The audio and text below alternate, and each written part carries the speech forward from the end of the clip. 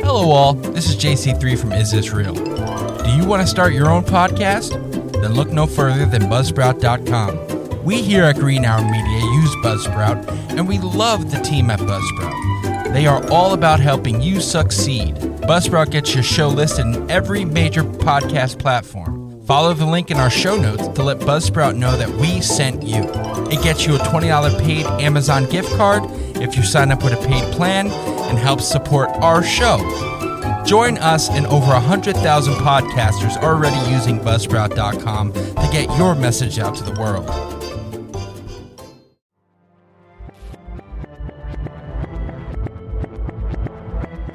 Live from the Keith Vincent Hale Studios in Paterson, New Jersey, Green Arrow Media presents Is This Real?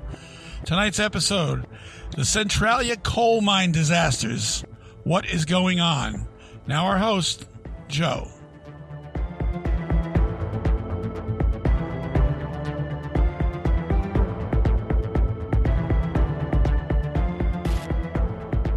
Welcome, everybody. Welcome to a fantastic episode of Is This Real? As you heard from Dad over there, this week's episode is about the Centralia coal mine disasters. Now, we don't know which one yet, but there's been a couple of them. But as usual, we have more than one in the booth with us this week, Dad, say hello. Hello. Mr. West. Oh, konbanwa. And Mr. Roadblockson. Hey, yo, what's going on, everybody? That's just a little teaser for Mr. Roadblockson, what we have coming up in the future on July 1st. Oh, Roblasan.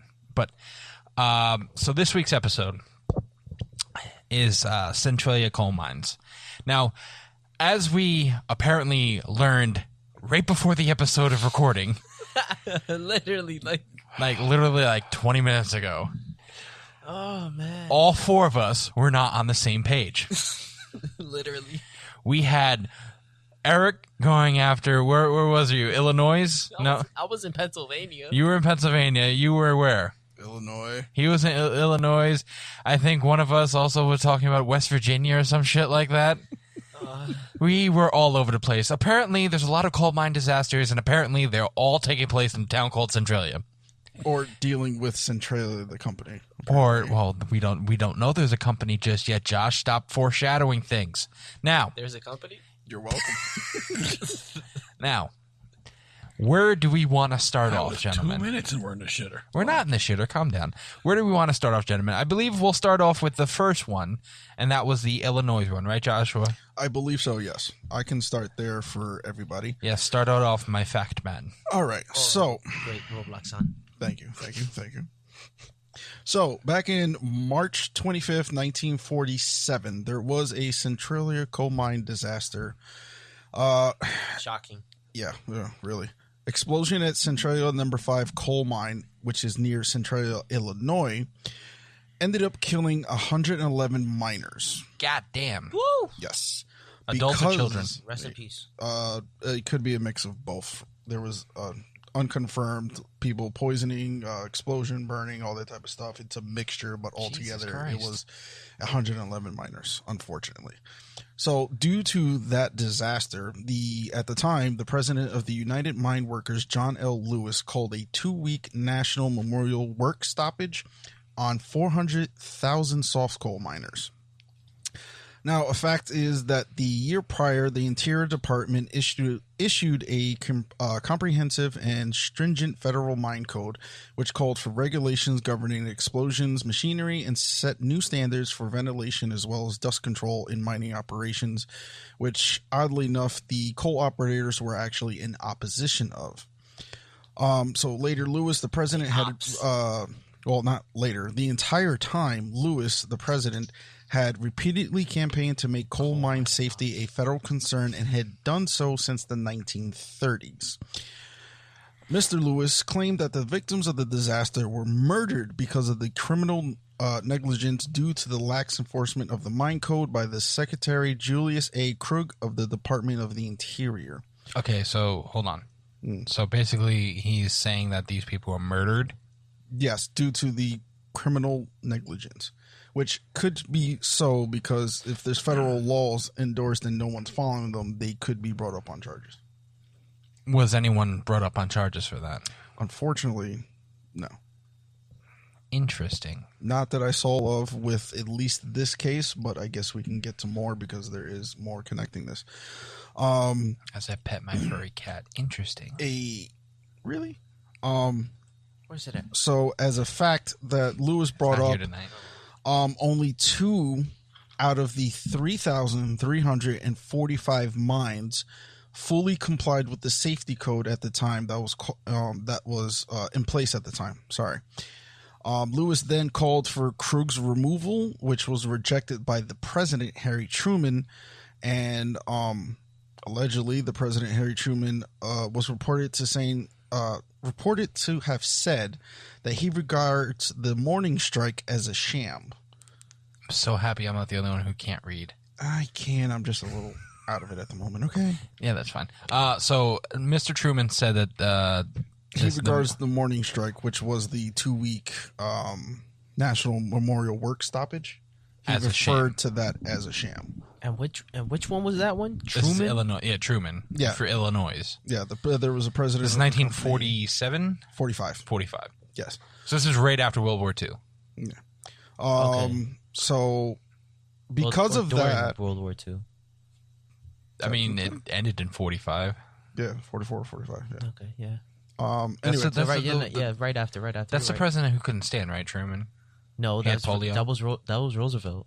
This was the president of the company. Well, no, I'm saying Harry S. Truman was the president. What? Of the company or of America? Which one we on? See, we're still not on the same page. We're still not on the same page. And mind you, I'm the one that got lit before here. And all of y'all feeling it. That's how you know it's some good shit. You're not allowed to talk anymore. So are you talking about the president of the United States, who is Harry S. Truman? You're saying that national strike was he said that national strike was a sham. I could be mixing it, but I thought it was the Department of Interior. Block, look it up. President of the Department of Interior. That's what I looked up. That's what I had. I didn't realize there was another one. Wait. Let's see when Harry Truman was president. Dad, do you know when Harry Truman was president? Yeah, Harry Truman was president in 1944, 45. So it has to be. It's the same president. Oh, well, I might have got my information a little mixed up. Damn you, Joshua. He took over for Roosevelt after Roosevelt died. Damn it, Joshua. First of all, there's the president of the United Mine Workers, which is John L. Lewis, and then there's also the Interior Department, which is what I was talking about. He was interior decorator. The Interior Department had a... Where was it? I just had it. Oh, my God. I can't talk right now. Wow. Dead air. Yep, dead air. It's not that dead. It was the Secretary, Julius A. Krug. That department is what I saw that there was this a president. This is the shit already. Well, again... You got to understand something. Now, you're talking about 1945, 47, when this thing took place. There were, like nowadays, you're going to have to, these mines are all regulated. People are going to go in them. They have to follow the rules. They're not even going to open them up if these rules aren't followed. Now, back in the day, the only way to determine if there was a gas down there, they would send a canary, which was the most vulnerable creature we had to gas. That's fucked up. So, much to the happiness of the canaries later on, we went to different machines that could detect gas and pockets of whatever. The Centralia mine disaster in 47 exploded because of coal dust, which was basically undetected at the time. There was no safety regulations for that. So what they did was, out of, what do you say, 148 or whatever mines. Yeah. Okay. 3,000 something. Yeah. Okay. Only 2 of the mines from the 3,345 at the time. They didn't have. First of all, they didn't have computers to check this stuff. You didn't have the agents that were going to run around to all this, delaying coal mines, because it would just be not. The country would have came to a standstill. So basically, what happened was, they did pass these rules and these regulations and everything. But they knew they were going to go nowhere because there's no way to enforce them. You can't, and they're just going to continue what they're doing. And then in that random situation where somebody might, they might send an agent to some far off coal mine somewhere, and then we'll have to deal with it at the time. But like now, you got you can't go into a mine without. It's going to be supervised. It's going to be, Well, that was also before they had, they had technology. Not technology. They had unions, right? Who? Was that before they had unions for coal miners and shit like that? Or I don't know that. You're talking like industrial age type shit. Yeah, I think that what happened was these guys, they're born into this stuff, and they know that you get to get a certain age, you're going to starve or you're going to work in a coal mine. So they have no choice. They're going to go in that coal mine, and they knew the risks going in there, but the risks to them were it's bread on the table for my family, or it's not.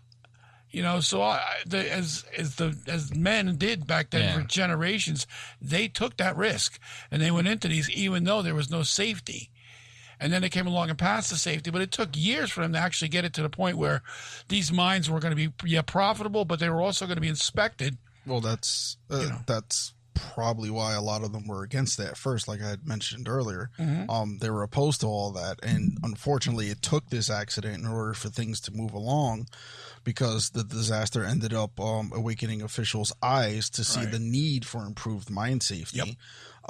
And then finally, at one point, Congress passed a joint resolution in August of 1947, which called on the Bureau of Mines to inspect coal mines and report to state regulatory agencies for any and all violations of the federal code.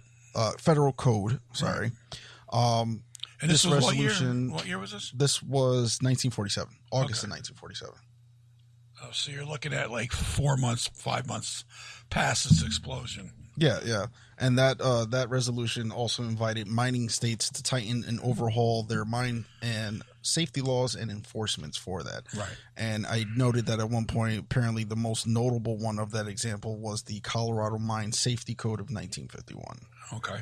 So from there, that is, I guess you could say, the 4 years origin. After? Yeah, 4 years after. I guess you can say that disaster is probably the origin of what fast forwarded or pushed for more coal mine safety laws. And without like a doubt. Because they're not going to want, again, these owners are not going to want to be responsible and for men's dying. First of all, it hurts their bottom line. And then, as time goes on, you get yourself a good lawyer, and then you sue these people, and then, before you know it, they're going to lose everything. And they don't want to take that risk. And rightly so, nobody would. But you still, again, 1940, in August of 47, it's going to take a good 10, 15 years, to get to a point where mining is going to be safe. It's all going to be universal. Mm-hmm. You're still going to have pocket 3,000 mines. You're not going to get it all on board in a decade. It's not going to happen. Yeah. But because they centralized it as far as states are concerned, every state was in charge of their own. So that did speed it up a little bit, but it's still going to take a little bit of time to go forward. And then, of course, technology had to catch up to it. Without the technology, I mean, how many, fucking, canaries you're going to throw down a coal mine? Well, it's 1947. If you really truly want to think about it, the technology was there. It just wasn't available to the public yet. Well, I mean, we know that. We know that one. Well, yeah, of course. You have, there's many. The Nazis were very good at technology.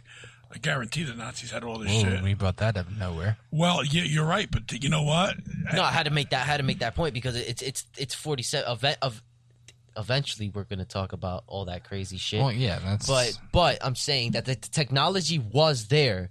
It just wasn't available to public yet. You know how it goes with the military. Well, if you're talking about the technology from the Nazis, at that point, not even America knew what the Nazis were doing. Even technology of anything, if it's not profitable. No, I'm pretty sure they had.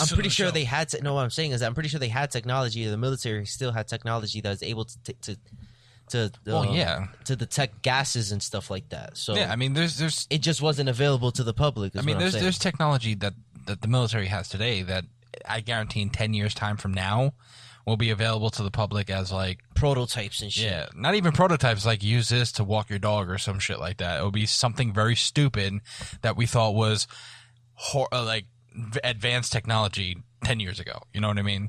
Like, there's some shit that we use in everyday life now that the military was using like 15 years ago, like GPS, shit like that.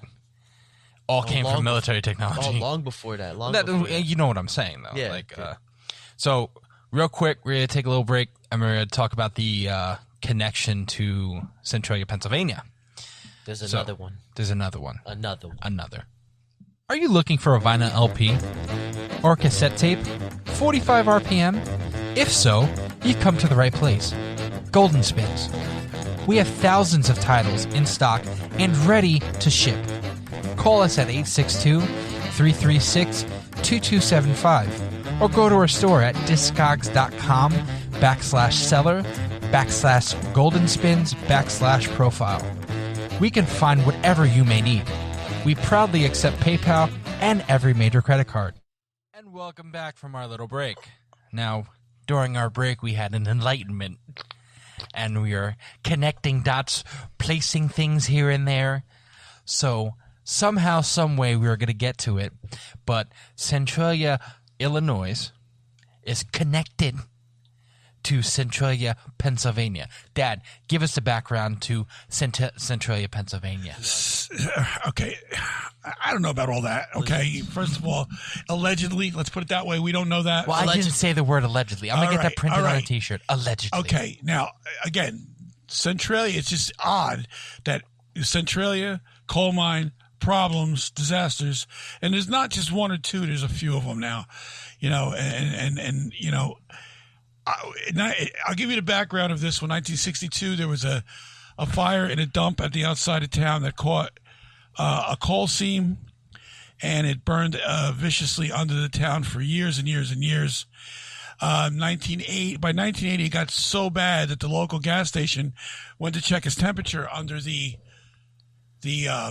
in his tanks, and they were 100 degrees above where they should be. Jesus Christ! So they actually shut it down right then and there. Wait, hold on, okay. And then the carbon monoxide were actually seeping up into people's basements because it was burning so hot, and it had nowhere to go.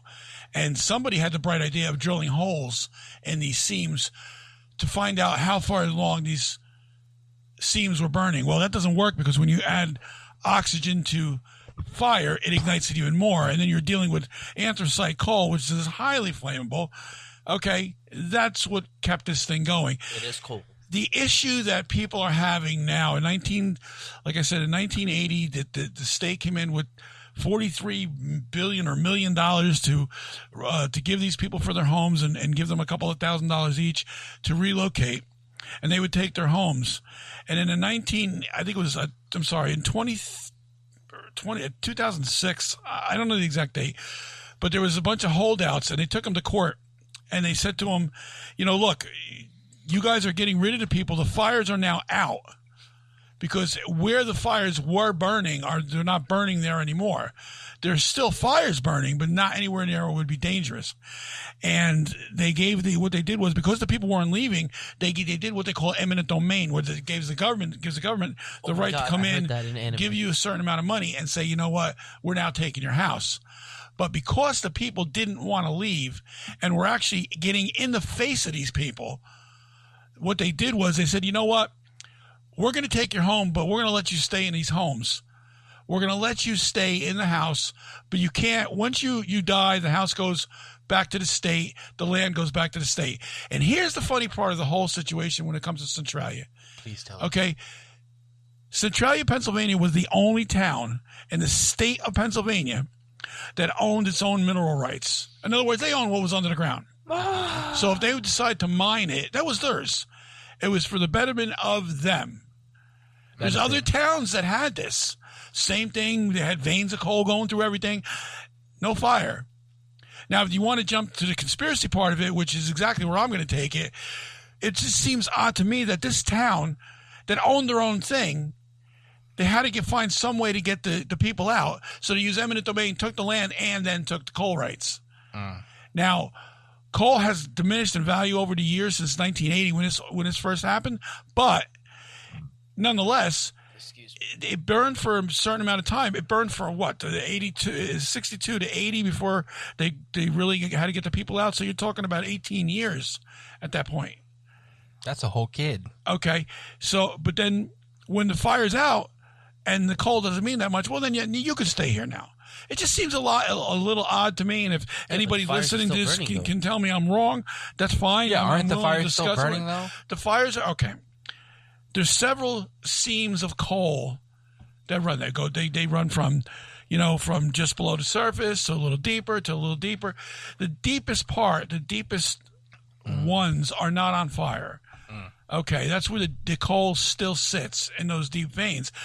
But now, all of a sudden, they have the Black Diamond Coal Mining Company comes in there, which now seems to be connected to other coal mining operations, at least from what I'm seeing, a dozen to two dozen. Allegedly. Okay, no, these are legend. This is true. They are connected. Truth, Mr. West. Okay, truth. And basically, they're involved with the Centralia Coal Sales Company, which has coal. Let me see. They have coal mines. You got the Black Diamond Mining Company. You got the Sherman Coal. You got the Rossi Coal. South Tamaqua, another part of Pennsylvania. Now, you can do your homework on every one of these, but they're all connected. Now, why did Black Diamond get the rights to the Centralia coal? And why didn't the people of Centralia who owned it, they got nothing? The state sold it to Black Diamond. Black Diamond's making money and the state made money. Who owns Black Diamond? It just seemed that Black Diamond is owned by the Centralia Coal Sales Company. And who owns them? Because if I believe, well, if that's you something sit there, you got to dig deeper in. If you dig deeper into that, the Centralia coal mining, whatever.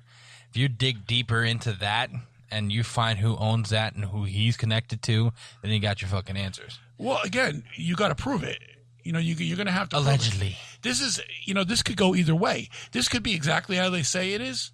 If it started in a dumpster, we know the fire did start in that part of town. We know it spread. It's just funny to me it starts in a dumpster. But it's just odd that it all came down to the only town in Pennsylvania that owned their own mineral rights. And it's just funny. Took it from them. It's funny to me, though, that if you look at... Okay, so the name of the company is Centralia Coal whatever sales, right? Coal sales company. So you have that. The name of the town is Centralia. And basically all the towns that have had mining mishaps, I guess you would call it, somehow, somewhere close to Centralia. Centralia, Mississippi, not Mississippi, Illinois, Centralia, Pennsylvania. And the third one we figured out was what? Centralia, Washington?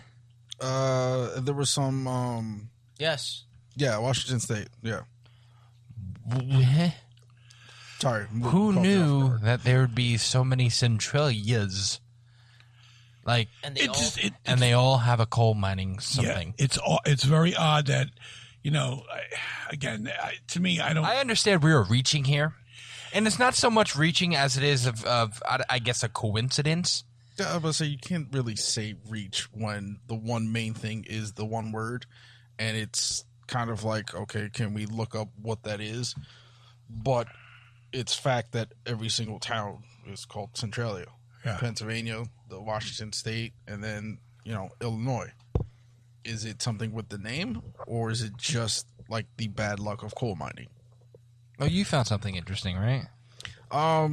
Apparently, we can say that there's a Centralia mine that is one of three that is owned by Trans-Atlanta, which is a company that owns several surface coal mines. The one specifically I see with details on is in Washington State, and the coal mine is located about 10 kilometers or 6 miles northeast of the city of Centralia, like I said, in Washington State. That's very, very interesting. And apparently for this one, these are later dates compared to the ones we were talking about for Pennsylvania and Illinois. Their commercial operation began in 1971, and they were purchased by Trans-Atlanta in May 2000. So they started having plant generations and stuff like that in November 2006. Up until 2006, and then they stopped active mining after that, though. At least for this one portion. We'll be back after a quick break. Hey, Ryan. Hi, this is Sarah Palin. Ryan, Donald Trump Jr. Hogs to win, see you. Hey, everybody, I want y'all to check out a fellow Marines podcast. My name is Ted Nugent, and I got a call from my buddy Ryan F. Samuels, and he wants me to tell you that he's a working hard, playing all-American son of a who is celebrating God, family, country. Welcome to the Ryan Samuels Show, one of the top political podcasts in the United States, where we have a healthy distrust for government and mainstream media. The Ryan Samuels Show is a raw, unfiltered look at American politics. Interesting.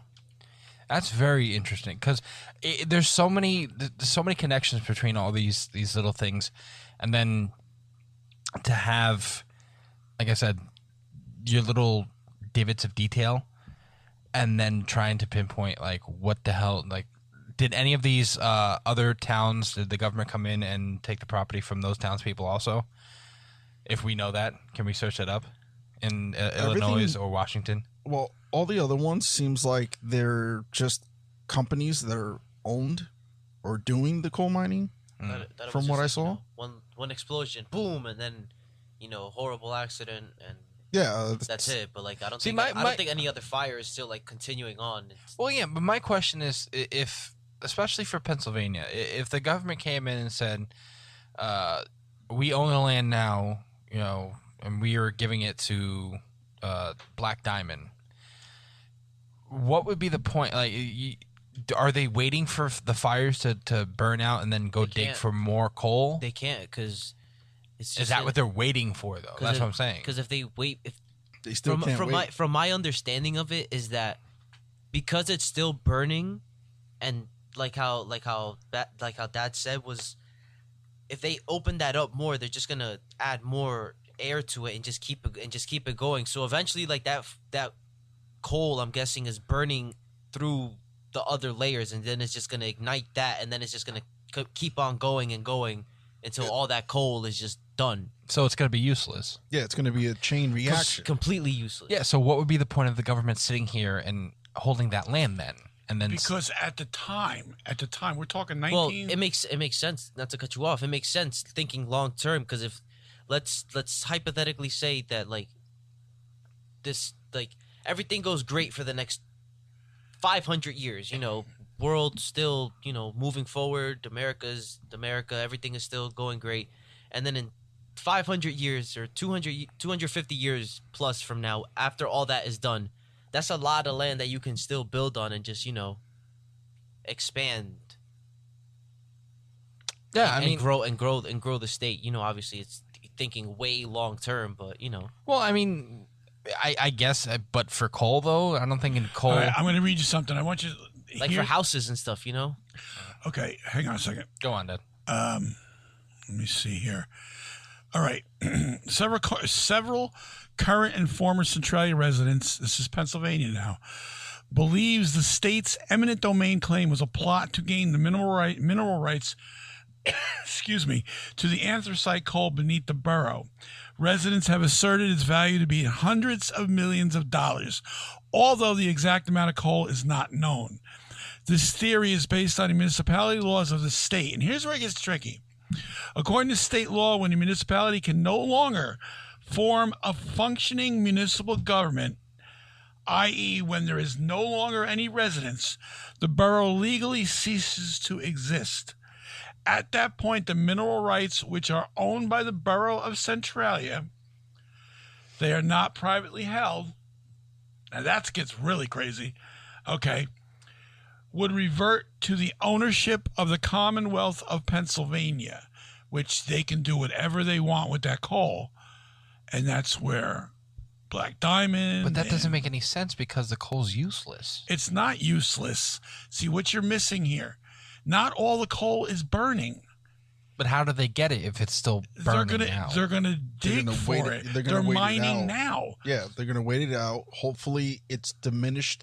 Hopefully the flames are diminished enough to the point where it won't spread to anything else. Because you got to think, once it burns, it's going to have leftover residues, but hopefully it won't reignite. Right. So it's kind of like when you light a candle. And you know how some candles have the burning wick or whatever, and although it burns and it goes down, they still have remaining the rope or whatever it is that they're using. And I think it's exactly what you had said, Josh, because what they're doing, where they're digging now, the fire's been long gone. Yeah. The fire's been out of there. It's deemed safe. They're going deeper for this coal. Now, not necessarily in mines. They're digging. If you watch the Centralia documentary, they're digging. They're not mining it. They're digging it out. And they're going past the stuff that burned, and they're getting the stuff that's valuable.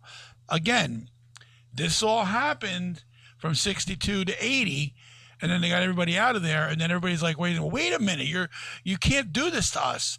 But the state's very powerful. They can do what they want, and they did. And the Commonwealth is selling it off. And the Commonwealth then can sell that coal to whoever they want. And what the funny part about the part that gets me is Centralia, again, was the only one that owned their own minerals. They owned everything. So to get it to them, you have to declare the town dead, no longer existing. Their zip code is now Ashland, Pennsylvania, which is the next town over, which did burn. And I find it mildly ironic that the name is Ashland. But anyway, that's another story. Oh, jeez. Okay. And what happened is Ashland, Pennsylvania now assumes, A story from your past? No, past, please. No. Ashland. Ashland. It's burning.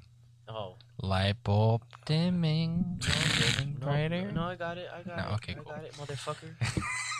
Ladies and gentlemen, so he's really concerned about his tent city. He's not sure what's going to happen, so leave him to be tonight. Tent city might I'm be worried burning. about freaking coal and... All right, so we're going to take another quick break, and when we get back, we're going to wrap this episode up and kind of separate the two conspiracy theories that we're going on for this episode, because we're all over the place, but we'll get it together, people. I think. This is a fun episode. So we'll be right back. Hey, how you doing? You like movies? We like movies. You like music? So do we. And books, and video games, and television. We are Multimedia Mafia, and we like to discuss all of those things. And we drop a new episode every single Wednesday. So come check us out, or a couple of guys from Jersey is going to pay you a visit. And welcome back from our little break. So we have a little bit more to get through for Centralia. And Which one? Pennsylvania, PA. Okay. You have a friend in Pennsylvania. No, the fuck I don't. Actually, I do. I have a couple friends in Pennsylvania. Shout out to hockey. No. You have an aunt and uncle. I have an aunt and uncle in Pennsylvania. Yes, that's why I said yes. Yeah. So, Dad, continue with your. Well, okay. Obviously, we all know Dad is the one that's on point for this. Yes. Dad loves talking about Centralia. Well, I've always enjoyed Centralia. In fact, he loves to watch things burn. We will go out there and do one of our videos out there probably by the end of the summer. That's the place that Silent Hill was at. No, wait, no, that right. wasn't. No, you're right. And I've been studying Centralia now for the better part of 2 years. Documentaries and there's also a very good documentary out there. It's called The Town That Was. It was done by a guy. There's a few books, and he too. basically was one of the last people that stayed in there and refused to leave. And he actually took care of, he painted the park benches that they had left. And he took care of the cemetery that was there. They got 3 cemeteries in town. One of them, his parents were buried in there. So he basically took care of that. And I think in 2010, they actually told him he had to leave. And they knocked his house down because they said, we own it now and you got to get out. Leave. The fucking scumbag government that does that. Now, anyway, the scenario that actually led people to question this was, why did they let this fire burn as long as they did? You took 18 years of burning, and then they had these odd ways of trying to determine the fire by adding oxygen to the fire. You don't add oxygen to the fire if you're trying to put it out. Yeah. The first thing they teach you in fire school is if there's a fire, keep the fucking door shut and the windows closed. Yes. Because you don't want to add fuel to the fire. These guys were doing it. The government was doing it, and they weren't answered. They weren't being answered. No one was answering these questions. The people were just going, okay, you know what you're doing. Blindless sheep being bled, to the slaughter. Okay, use your words. Shut your mouth. Now, well, I mean, it goes. He told you he just shut the fuck up. He just sunned the fuck on you on the that fucking goes- air. Holy shit! That goes with basically a lot of conspiracy theories. It's blind, the government leading the blind, and people Right. saying, "Okay, yes, do well, whatever you want we to do." can get into another one about how people believe stupid shit. But anyway, Oh yeah, the government basically they came in. Government came and took my baby. There was a lot of conspiracies involved in a collaboration with the government agencies, with private businesses conspiring to reap the benefits of the anthracite coal that lay below the town. And they wanted, and people were going, why are you doing this? You know, when one company starts conspiring with another, it's going to get around. People are going to know, especially if there's, you know, well, you're not supposed to be on this land, but wait a minute, you can mine this land. Wait a minute, I own that land. No, you don't anymore because we took it from you, but we gave them the rights that they can do it. We're going to get our money, they're going to get their money, and you're going to go to Gistogats. And Italian means you're going to get stuck in your ass. Okay? That's basically what happened here. That's what that means? Okay. A lot of things that were done from the federal government, they ran out of money. They were moving people, but they ran out of money. They said they were running low on funds. The town would have to forfeit the rights in order for the coal to be extracted. It was made known that in the decades following the mine fire, various businesses and entrepreneurs, whatever fuck way you want to say that word, offered to dig out the fire in exchange for the coal rights. That's very big when somebody does it, because you got private industry now wants to come in and dig. We'll help you out, but we want the coal rights. Okay, so what about the fucking people who did own the coal? You don't have it anymore. You know, I really have a problem when the government gets involved, because to me it's always the same thing. The government's going to make their money. Private industry and corporations are going to make their money, but the people who actually foot the bill aren't going to make anything. They'll give them a little pittance, and then they'll say, well, we don't have any more money, so we'll give you less. So instead of getting, you know, back in 1983, $200,000 for your home, we'll give you $60,000 for it and $5,000 of moving expenses. And people were forced into doing this. You had to do it. If you didn't, they were going to come in and take it anyway. And by 2013, they owned everything. The only thing they didn't take, the church. It was on top of the hill because it was nowhere near the fire zone. So there was no reason to take the church, although they did take 3 other ones in town. Goddamn. Were they Catholic churches? And here's the curious part of the whole thing. They didn't take the municipal building. We'll be back after a quick break. Hello, nerds. Come listen to the History Nerds United podcast, and let's make history fun again. We interview today's best authors, whether they are established Pulitzer Prize winners or someone debuting their first book. Let us show you that history is not a boring class you took in high school, but a place where the best stories come from. And we don't just cover history. We also love to chat about true crime, biographies, memoirs, and so much more. So head on over to History Nerds United and let us introduce you to your new favorite book and learn the story behind the story. History Nerds United.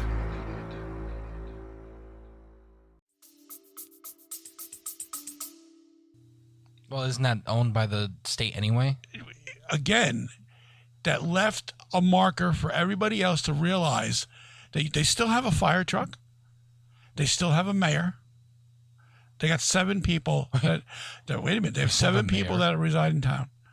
That's their way of saying, you know what? We tried to help you. The fire's around now. We tried to help you. They're mining the coal. We're going to walk away from this now. You still have your municipal. So you still have the feeling, the illusion that you are still part of Centralia, Pennsylvania, when you have no zip code. Okay? You have no more buildings in town, but you have that one reminder of what was. Think about how heartbreaking that would be to people who grew up in a town where everybody knew each other, 1,500 residents year-round. Okay? These people would actually know each other. They would interact with each other. They would have picnics and whatever. You're talking about central Pennsylvania during the 60s, which had to be as bucolic as you can get. And to be, you know, within a matter of 15 or 20 years, you have empty spaces. Your neighbors are no longer your friends. You don't see any neighbors because their buildings are gone. When you walk down, I believe it's called, I'm going to say Main Street. There was another road in town.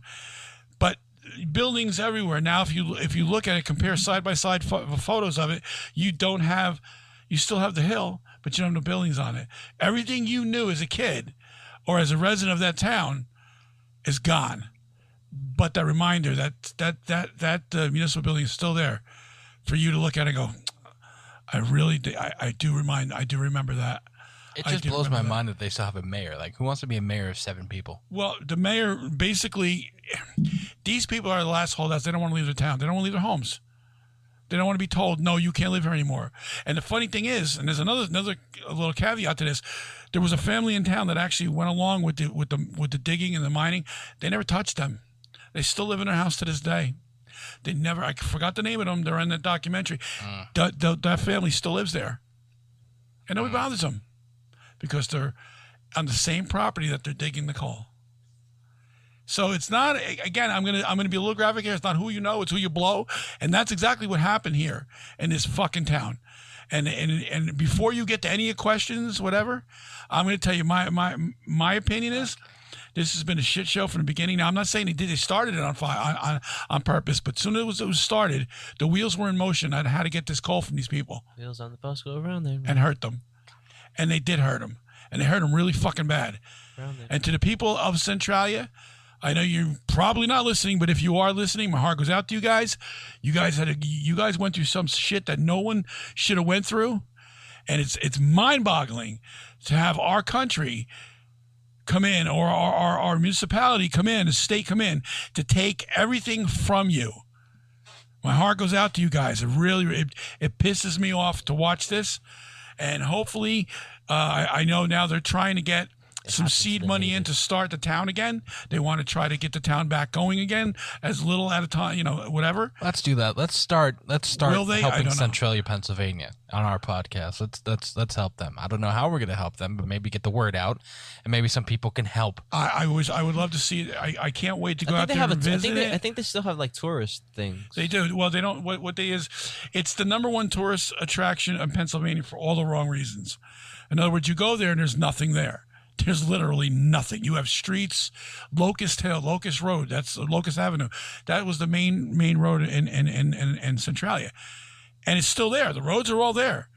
Highway 61 that went through town now had to be rerouted because of all the people coming in and doing all the graffiti along the road. And it was also the most damaged road because of the fire.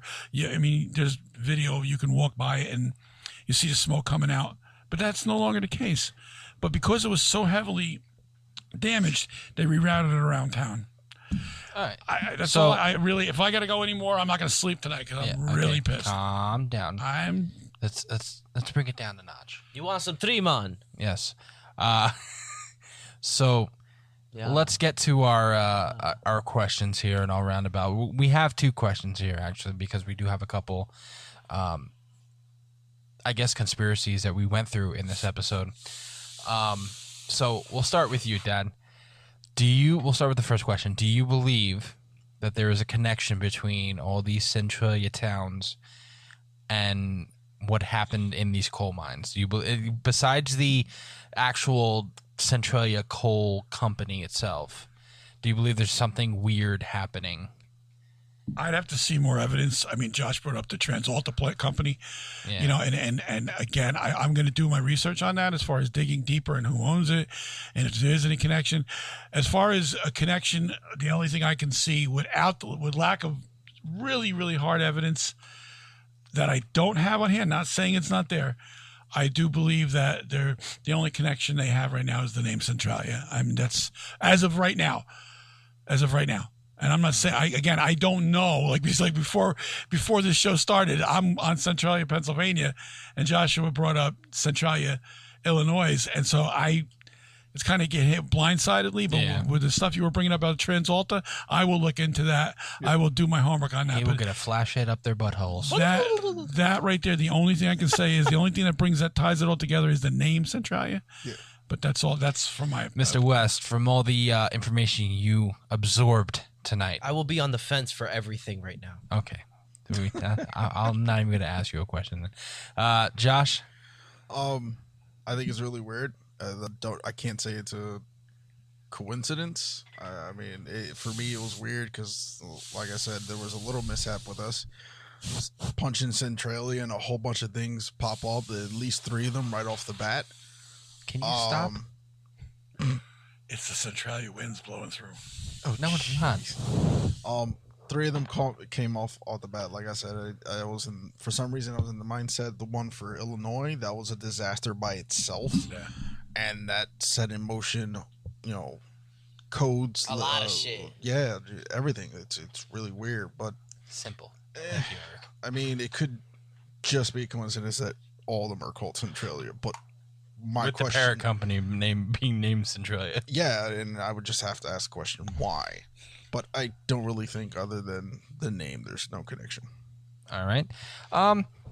I think because, I guess because of the company itself, and I guess that's the only thread of connection besides the name that you can connect it. I mean, I think it's a loose coal fires. It's not a loose connection. There's something there. But I get you're right. The name itself is the biggest, weirdest connection, because who the fuck, besides growing up and having dad here talk about Centralia so many fucking times, I always thought it was just like Centralia, Pennsylvania. I didn't know there was an Illinois, a fucking Washington. Who knows? It could be a Texas. That's why it's so interesting, our show. Joshua brought this to the table, and it's going to open up another world. Yeah. Because I will do my homework on this. You know that. And it's going to be very interesting. And I appreciate the fact that you brought this to the table. And it may have been a quirky thing that, it was a mishap, but it really wasn't. It was actually a step in the right direction for our show, I think, and kudos to you, Josh, for doing that. So our second question then is, we'll again start with you, Dad. Do you believe that the government took the land from the Centralia citizens for their own benefit, or to actually protect the people from that fire? No, I believe that it was an excuse to take their land. I mean, yeah, there was some danger there. There's no question, but it's the way they handled it. They made the dangerous. They made the dangerous situation even worse by the curious way they were taking care of things, by the way they were trying to put the fire out by drilling holes. There was some danger. A kid fell in a sinkhole, 300-foot sinkhole. I remember and they grabbed him before he fell in, or he would have been a goner. Yeah, again, there was the gas station with 100 degrees above normal temperature. I do agree there was some danger, but it could have been handled a lot differently. I mean, again, we put people on the friggin' moon. We could have fixed this. We could have fixed it. But I do believe that I'm not going to sit here and say, because I don't have evidence, that somebody started the fire on purpose. But it would make really, really good sense that they did, because basically what happened here was, once that fire started, the wheels were in motion to take this, into the only possible place that they did not own it. And they found a way to own it, to make their money. So in short, yes, I do believe the government came in and worked their magic here and took the people's land for their own gain, which right now, it bears it. The evidence is out there. Who's making the money? Follow the money. Mr. West, are you still on the fence? Fence. Gotcha. Roblox. And you call me a man a few words, Jesus.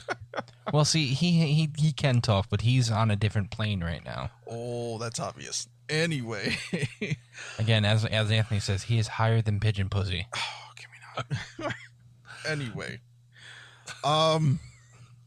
At a time to the desk a few times, he was floating over the desk. Yeah. We float down here. I believe to a degree they did protect the people, but you're also talking to a man who doesn't trust the government as far as he can throw them. So I'm definitely going to say they did it for their own gain. So he doesn't trust the government. He doesn't trust religion. Who do you trust? His nails. Other than the people... The man in the mirror. Other than the people in this building, and like Dad just said, the man in the mirror, no one. That's it. I totally agree. Boy, Josh and I are like twins tonight. I totally agree with him. I don't trust any. How do you know the government's lying? Their lips are moving. That's how you know they're lying. For me, with all the evidence that we brought up here tonight, I do believe that it was, again, for the personal gain, because that's what the government does. They never come in and help just for helping. That's not how our government works. No. It's always never has, never will. ulterior motive. Yeah, there is always an ulterior motive. And I think that will close out our episode tonight, gentlemen. I think that was, with this season, with, doing the creatures as we do, I think this was a good break for us, especially an important topic that, at least to Dad. I mean, now it's important to us because I waited for this one for a while, and like I said, I really enjoyed it. Roblox brightened our eyes to other possibilities. Great really Roblox good. son. The great Roblox son. Yes, Roblox son. You get a free mug. I'm wise for a reason. Another mug. All right, so good night, gentlemen, and good night, everybody. Thank you for listening. Oh, yeah, it's me. I just want to let everybody know we're over 1,800 downloads right now. Let's push it over 2,000. Let's keep it coming. Yeah, and visit our Etsy store. Yeah, thank you. Visit our Etsy store. We have cups.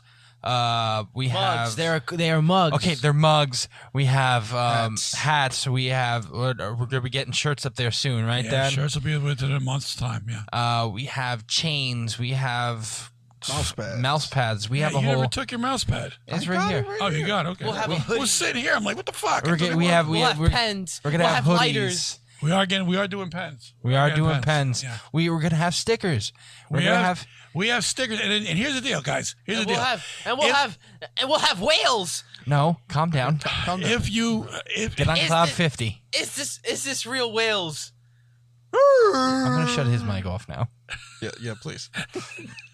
We can't hear him. Yeah, but I can.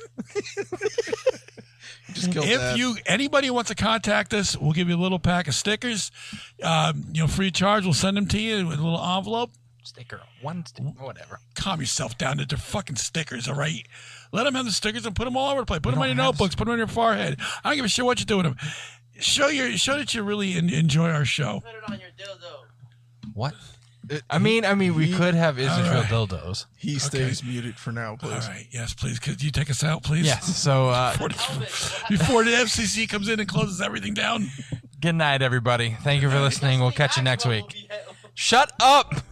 Good night, everyone. Good night.